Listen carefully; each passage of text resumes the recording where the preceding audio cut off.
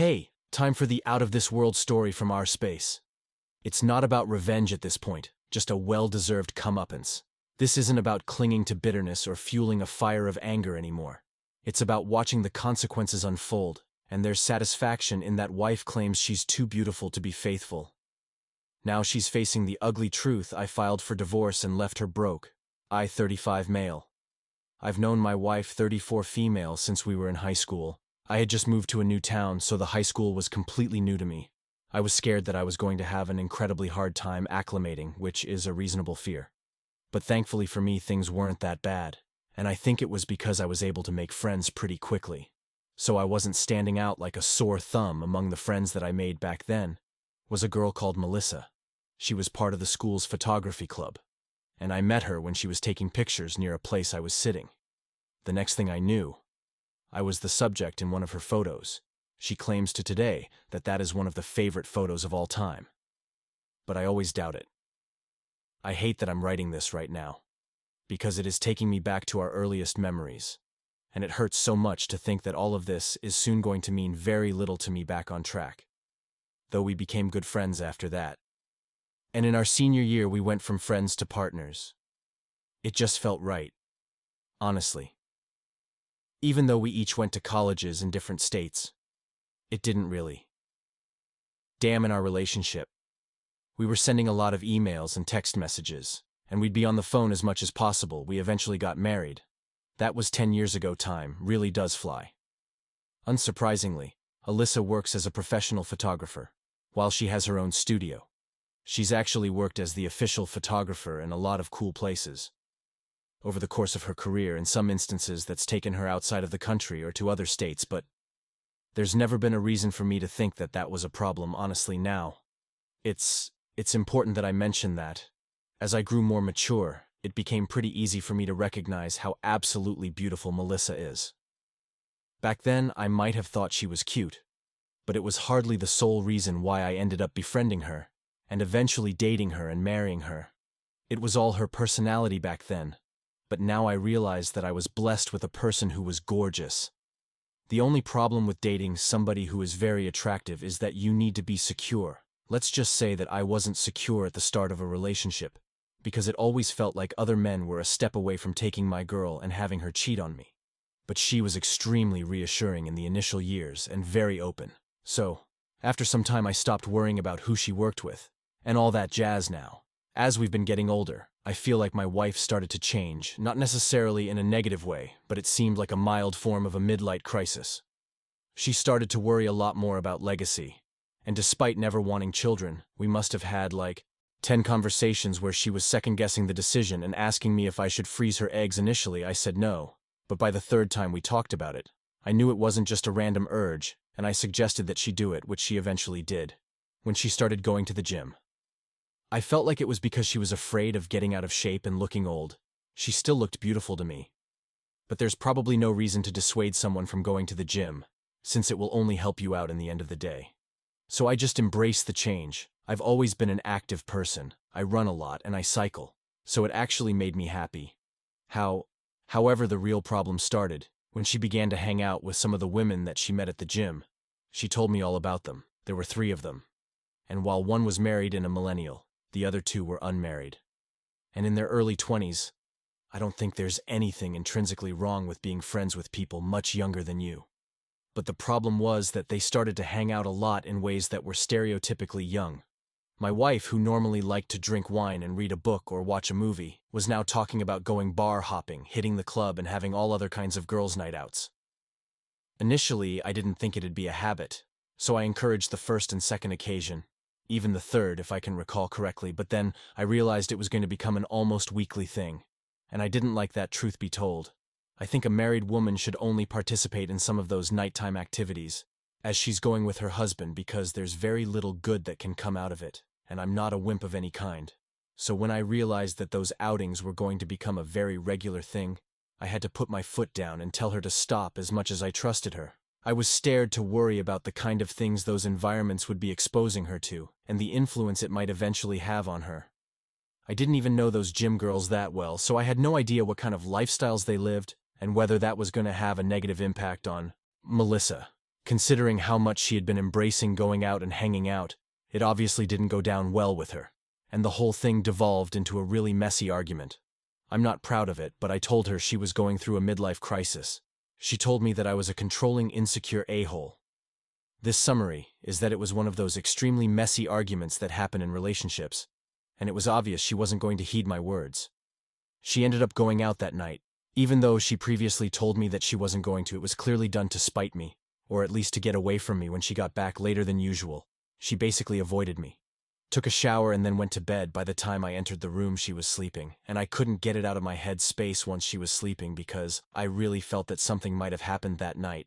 And if I know women, a lot of them are prone to making those horrible decisions when they're mad at you as some sort of revenge. If she did do something that night, she probably felt like she got back at me. I just couldn't stop thinking. And I know I was acting really paranoid, but I decided to swipe her phone while she was sleeping. I had never done that before, but that moment seemed like the best time for me to take that risk. It was scary doing that. But oh, I'm so glad that I did. She chats mostly on Messenger, so that was the first place that I went to after unlocking her phone, and I saw a 4-person group chat called Fit and Fierce. I cringed as much as you when I saw that. But I really didn't have much time to really embrace how much I was cringing because the messages that were something. Any group chat that is made public probably has the capacity to send people to jail. But apart from how LWD they were all being in there, including my wife. One message that she sent caught my eye instantly as I was scrolling, and it was from that night. I felt bad at first. But as soon as I walked in and saw him, I didn't care anymore. Then there was a laughing emoji. He's trying to control the wrong person, and honestly, I'm too beautiful to be faithful. I've been tied down to him my whole life, and I've never really got to use my beauty the way most women do. Let me get attention. Let me get favors. And then after that, the other girls in the group encouraged her and asked whether he was hot and whether he was big. Man, the way I felt. I hate to think about it. It's still very strong in my memory. Despite having happened over a week ago, it just gives me this tight pain in my chest. It just felt like everything crumbled around me.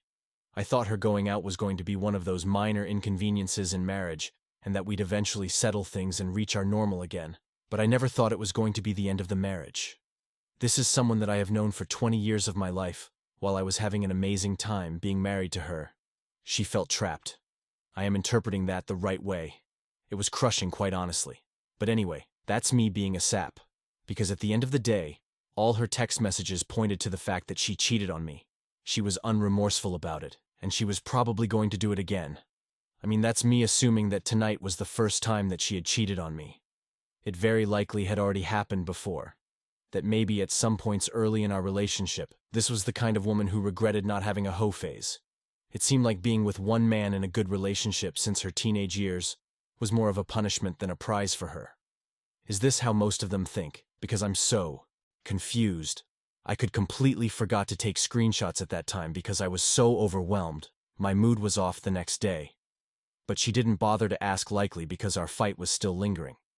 It was that night that I managed to grab evidence from her phone, including additional messages, where she was describing how everything happened and how good it was, and how she can't even remember his name, followed by a lot of laughs, as if that was something to be proud of. I was so broken. I still am, so. This is where I am right now. I'm so clueless about what to do. Obviously know that I can't go anywhere with this kind of person. I've given up way too many years of my life already. But I need to hurt her. I don't want to cheat back because I'm bigger than that. I left 10 years of marriage unsoiled, and I'm going to continue to keep it that way. But I need to hurt her. I don't want to be the beggar person anymore. Honestly, your feelings are totally valid, Op. You could expose everything to those that matter to her. The betrayal doesn't just hurt you. It's a reflection of who she is. And sometimes people need to see the truth. She has to face what she's done. Update 1. So this should hopefully be a quick update. But the crab has hit the fan. Part of me regrets taking things in this direction, because my life is about to be very messy for the next few months. But I guess it is one of those situations where I have to sit through the short-term discomfort to be better off. In the long term, I confronted Melissa about this whole mess.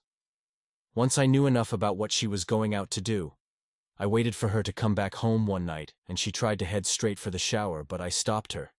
If it was clear that she didn't want me to get too close to her, but I could smell alcohol on her breath, and what seemed like male perfume. She kept shrinking away from me. And when I asked her what was up, she just said nothing. I don't know why that answer pissed me off so much. Maybe because I had spent the last week killing myself, with anxiety and stress and paranoia, and to her there was nothing happening. That was when I told her straight up that I knew she was cheating on me, and boy, I unleashed everything that I had kept pent up on her. I quoted her line asking her whether she really thought she was too beautiful to be faithful. I asked her if she really felt like she wasted her prime on me. I asked her why she wanted to have a hoe face so bad. I told her that I knew I was right, that she was having a midlife crisis. I called her all kinds of names, and she said that she had single-handedly destroyed our marriage. But hey, at least she was going to finally get that chance to be free and do the things she wants to do throughout everything. She kind of just stared at me and said nothing, and then out don't nowhere, she started wailing. Maybe she had really thought about it and realized that the risk she had been taking definitely wasn't worth what was about out to be served to her. Like every single person who cheats, she wanted to eat her cake and have it. And I refused to let that be the case. She sunk to the floor, and I just stood over her and kept throwing insults her way. Honestly, there was so much anger in me and I had to let it all out. I didn't want to be violent physically, but I knew that nobody could do anything, regardless of the things I said at the end of it all. I told her to pack her things and get out of there yet. She was still on the ground crying, so I went into the room and started to throw some essentials into a suitcase for her. It was when I was about 90% done a few minutes later that she crawled in and threw herself at my feet. But I kind of just shook her off of me. It was genuinely irritating to me. I had to call an Uber, which I set to go to her mom's place, and I ended up putting her things in the car. Only then did she begrudgingly leave a few days later. I made sure she was served with divorce papers at her mom's place, and I had to deal with countless calls after that. Of course, I didn't pick a single one of them up because I had nothing to say to her. Or her mom, definitely not right now. So at this point, I'm just waiting for the divorce proceedings to start, and then be over so I can put this entire episode behind me. I never thought I was going to end up divorced. But life sure comes at you fast. All I need now is to make sure that I truly screw her over. I've been hurt, but I need to make sure that she feels a lot more pain than I do. Update 2. The saga is finally over, and I sure won. The kind of relief I feel now that this is all over is hard to express, but honestly, I feel great. Let me just try and run you all through what went down without boring you. Eventually, we had to get into all the divorce proceedings, and that part wasn't fun. Because after all the wailing and crying she did, Melissa became very resentful, and it seemed like her whole aim at that point was to make life as hard as she could for me. She'd send me text messages threatening me in the middle of the night and talking about how I ruined her life. In one instance, the security cameras caught her parked across the street at 3 a.m. Plus, instead of trying to come to some sensible settlement, she and her scumbag lawyer were asking for the most ridiculous amounts of money to compensate her after so long of a marriage. The only problem was that I knew I wouldn't be the one to be paying anything up. I've always been smart with my money, so my savings has been ample for the longest time. But when I knew the divorce was coming, I spent a lot of time working with my lawyer to find creative ways to make my money inaccessible to her. Of course, I couldn't get it all out of the way, but we got a good amount of it stored away safe and sound. However, I wasn't all about protecting my own money. I wanted to take as much of hers as I could. She'd worked as a photographer for a long time, and not even a small scale. So she has money. She always has. I wanted a cut of that. And this time around, I didn't mind being greedy. Using the evidence that I had, clearly showing her admission of guilt and a lack of remorse, I was hoping to not only get a pretty sizable sum from her, but to get her to pay my legal fees as well. All of this was requested from the onset. Even better was that her harassment was documented. But she clearly hadn't been thinking that far ahead when she was posted up and in front of my house in the middle of the night. I knew that I was going to make her regret every single action she took after cheating on me the moment we knew the judge was going to be assigned to the case. My lord relaxed. He said that things were about to go our way, because the judge was the definition of a hard. But with the evidence of her cheating, her harassment, her lack of remorse, and even her ridiculous ask in an attempt to separate amicably, he made sure that he gave us pretty much everything we asked for. Melissa was left with very little. That she kept her car, which she sold very soon after that. Honestly, it felt very, very good. She had never been one to save, so she found herself emptied out pretty quickly, especially since I prefer a lump sum to alimony. It dried her out. She's not going to be broke for long, and I know that, but she's definitely going to have a much harder time living. Considering that after all the harassment and insults, she tried to call me drunk a few nights after the divorce was finalized, talking about how much she misses me and how her life is so trash. Now I left her to the app because it was entertaining. But at the end of it, I just hung up without another word. I'm on the high ground right now. And it feels so good because I did nothing to deserve being cheated on. Now it's her turn to feel the pain. She'll balance back eventually. But I hope she takes a lesson along with her. What an absolute win-op now. She's the one scrambling the fact that she tried calling you afterward and still couldn't get the reaction she wanted. It's kind of like she thought she could still hold on to the upper hand, but now the tables are completely turned. You gave her more than enough chances to come clean and to take responsibility. Bravo, op. Now it's her turn to deal with the consequences of her actions. How have you sought revenge? Share your experience with us in the comments below, and thank you for joining us today on our space. Be sure to like and subscribe and hit that notification bell so you don't miss out on our next video. See you next time.